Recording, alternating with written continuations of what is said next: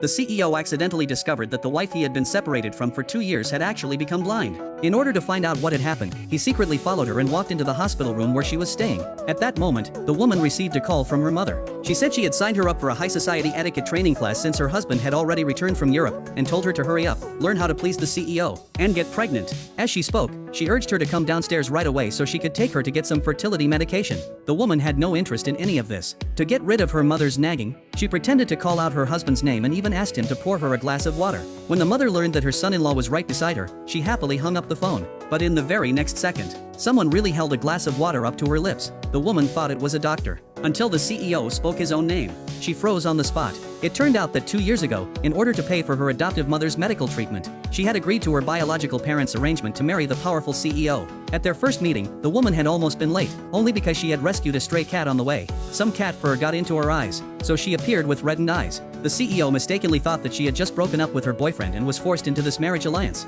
but that actually perfectly matched his expectations for a partner. He immediately laid out a condition: the marriage could exist, but there would be no love. After signing the prenuptial agreement, the CEO left for Europe, and it wasn't until 2 years later, when the woman came to the hospital for a debridement surgery due to an eye infection, that they unexpectedly met again. Upon learning that the CEO had suddenly returned, the woman was very surprised. She took the glass of water and drank it all in one go. Only then did the CEO realize that she must have been thirsty for quite a while, yet unwilling to trouble anyone. At that moment, he felt a trace of goodwill toward her for the first time. Just then, an elderly woman from the next room came over and scolded the CEO, saying how could he let his blind wife come for surgery alone. The woman immediately grabbed the corner of his clothes and told him not to overthink it. Unaware that the CEO had already arranged a VIP hospital room. Filled with guilt, he personally carried her over and stayed in the room until evening without leaving. When he checked his phone, he realized that during all this time, the woman had not once taken the initiative to contact him. He had originally thought that, relying on her status as the CEO's wife, she would be living quite well. At that moment, the woman woke up, sensing someone by the bed. She reached out to see who it was, only to be shocked that the CEO still hadn't left the hospital.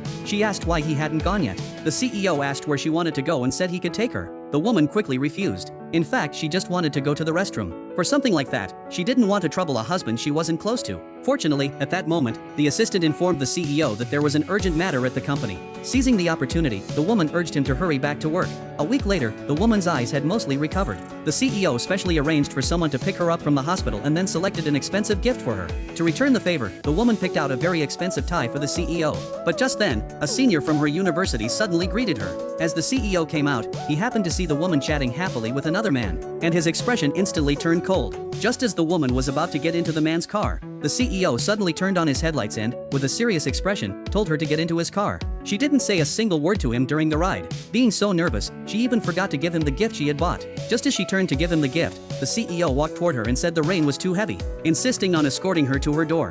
After arriving at her home, she took out the tie she had specially chosen for him. The CEO accepted it and was about to leave when the woman suddenly called him back. She said the rain was too heavy and invited him to come inside and sit for a while. The CEO did not refuse, but as soon as he sat down, he noticed her personal clothing. Flustered, the CEO hurriedly hid her underwear behind his back. Just as he was about to take a sip of water to calm himself, the woman quickly told him that it was her cup. The CEO felt extremely embarrassed and hastily made an excuse to leave. The next day, the CEO accompanied the woman to meet her biological parents. On the way home, she noticed that his car had been changed to one with a starlit ceiling. It turned out that just the day before, the woman had casually mentioned that she liked a starlit headliner. The CEO had quietly remembered her words and had the car modified accordingly. Not only that, but a man who had never been tied down by feelings before had, for the first time, gone out of his way to learn about the woman's preferences in advance. After learning that the woman was allergic to ginger, he would personally and immediately pick the ginger slices out of her dish. Then he expressed his hope that she would move into his home. The reason was simple: they were husband and wife. The woman thought to herself that her mother already knew the CEO had returned and would sooner or later insist that they live together. So the very next day she brought her luggage and moved in.